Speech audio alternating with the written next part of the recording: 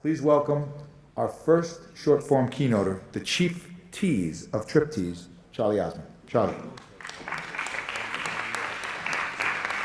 Thank you. Thank you. Well, it's great to be back on this stage. We were here last year, and I guess someone had to win, and we were lucky enough for it to be us.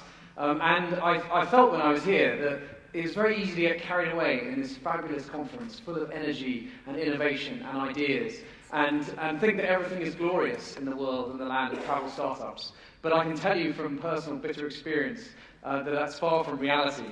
And the little sliver of startup innovation that you see today is a tiny piece of it. So I'm here to try and bring us back to reality for a little moment and talk about some of the pain that goes behind innovation. Here we are, catch up. As Reid Hoffman, one of my favorite entrepreneurs, founder of LinkedIn, I'm an investor in some amazing other businesses, puts it, launching a startup is like jumping off a cliff and trying to build your plane on the way down. Which I think perfectly encapsulates the feeling. So I thought today I'd give you a little bit of our cliff jump and the pains that we've been through to get to where we are today. So this is where we all began. About 3 years ago in the Corinthia Hotel in London, a friend and I started the business, and we were working from their business centre for three months because it saved having to pay for offices and they had really good Wi-Fi. It also, of course, allowed us to get a little bit closer to our customer. Because there's one thing we felt at that moment. We had like a core central hypothesis about what we wanted to do. We felt that hospitality is all about relationships. And those relationships are best begun with a direct booking. And we believe very firmly that when it comes to booking travel to hotels, direct is best. And that's what we were going to dedicate the next 10 years of our life to trying to do, help hotels increase direct bookings. The question was how. So, after some thought, we launched Trip Tease, which was, I guess, best described as being a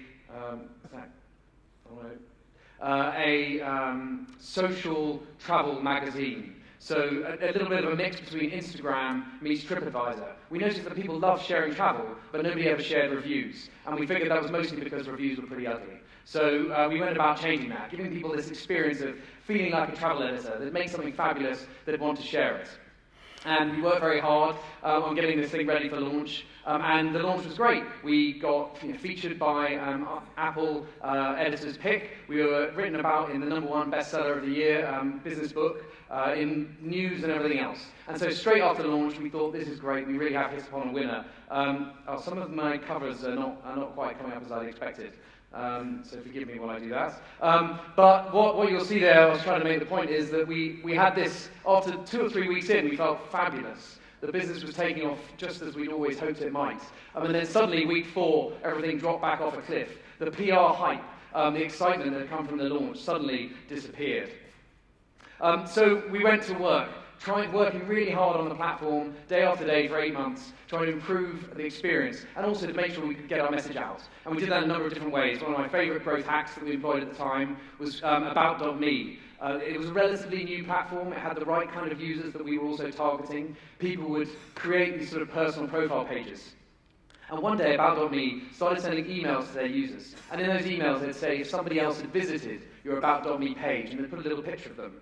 And of course, when I first got that, I thought to myself, I wonder who this person is, I'll click and have a look.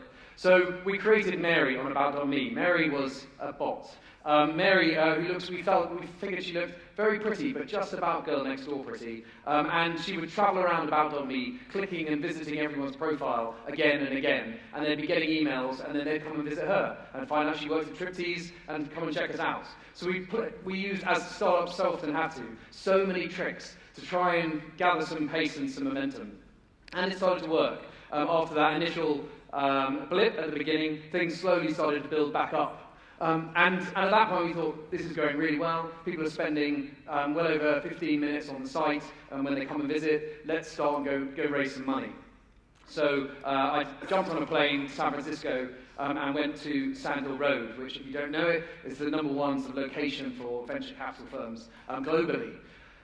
And I managed to get meetings with 8 of the top 10 VCs. I thought, why bother with anyone outside the top 10? Let's focus on them. I was really glad with those 8 meetings until I had them. 7 of those meetings started in exactly the same way. The VCs said they were excited to hear about what we were doing. They were happy to meet me, but they wanted to warn me. There's no way on earth they would ever invest in a consumer travel startup at seed stage. Because their fingers have been burnt, and this was without question the hardest market on the internet to break into. Because you're up against the greatest digital marketing experts there are, and everything comes down to last-click attribution. So it was rather a depressing experience, I seem to remember. Thousands of miles away from home, 8 hours time difference from the UK. Just after the top 10, obviously, I then went to the next 10 VCs, and the next 10, and the next 10. And the message was the same. It was coming through loud and clear. And at this stage, we were coming up to sort of a year into business. I'd spent all my savings, hadn't had any pay for a year. Everyone, the sort of 3 or 4 of us working on it, were in a pretty bad way. So we decided to pivot. Let's take that advice, let's do something with it. We knew that the hotels really loved the content. And we knew that the hotels loved the fact that friends would share their experience and they'll have the potential to drive a direct booking. So we then pivoted to a product which we call digital postcards, where a guest would share their experience and a coupon would go to the friend to drive them to book direct. We went around London, knocking on doors of hotels, this is the very first one we went to, trying to encourage them to sign up. And they loved it, but they never actually bought it. And it was really hard. We spent another 8-9 months pushing this idea, really trying to get it going.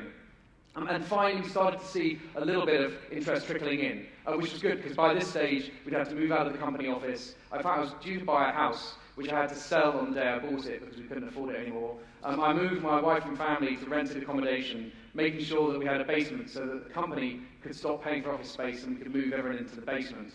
So that's why we had kids upstairs, family upstairs, and then me and the team downstairs in the basement for the next year, which, as you can imagine, made my wife really happy. And that was before we started getting into debt with the tax man. So yeah, it was a couple of painful years. Thankfully, we did get just enough hotels to try this product, to find it interesting, to be able to then go out and raise some money. So we did manage to raise £1 million from VCs in London. It was a very happy, positive, exciting day. One of those moments of joy. But I remember just 1 month after that, we had the first VC meeting. And in the intervening period of cash in bank, collecting our thoughts and thinking about what next, we realized that actually the product we were selling was just not as good as we wanted. And that we had to tell the VCs that. So 1 month later, in the first board meeting, I announced to the VCs that actually we didn't think that what they invested in was right, so we were going to change. They were not very keen on the change, you might imagine. So they told me not to. They said, stick with what you were doing. But a month later, I came back again and said, no, that's it. We're definitely going to create something different. And then we pivoted again to price check, which is very simply addresses the number one reason why people come to a hotel website and leave. They assume the price is cheaper on an OTA website. So we show the guests that actually the hotel price is in parity, or whatever the comparison is, with the OTAs. And very quickly, we got this live on hotels, and one of the first groups we went live on, within 2 weeks, you could see they were going to drive over 35% increase in bookings and an extra $1 million in direct revenue. So finally, after 2.5 years of pain, we found our little solution.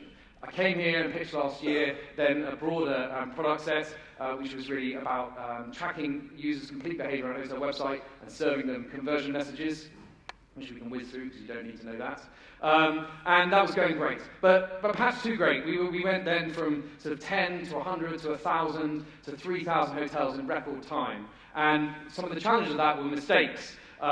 Like this one, which saw one of our hotels massively drop in conversion rate when PriceCheck covered up part of their mobile booking site. Another challenge was when Booking.com decided they didn't like the fact that more guests were going to book direct using our system. So 5 months ago, actually just on the last day of Phocuswright, they started threatening us. A $60 billion business threatening you with legal action. It's pretty scary, as you can imagine.